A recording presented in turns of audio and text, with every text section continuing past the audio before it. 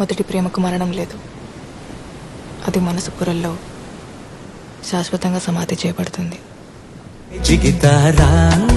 మొదటి ప్రేమ ఒక్కటే నిజమైతే అందరి కథలు తల్లి ప్రేమ దగ్గర అయిపోవాలి కదండి. వాడెవడో తొలి ప్రేమ, నా సమాధి, బొచ్చు భోషణం అంటే దాన్ని పట్టుకొని కూర్చుంటారేంటండి? అలా అయితే నేను చాలా చెప్తా. ఏమని? తొలి ప్రేమ అంత తోపేం కాదని. తొలి ప్రేమే తోపు కాదే అమ్మడు, నీ లైఫ్ నే ఆపలేదే ఎన్నడు.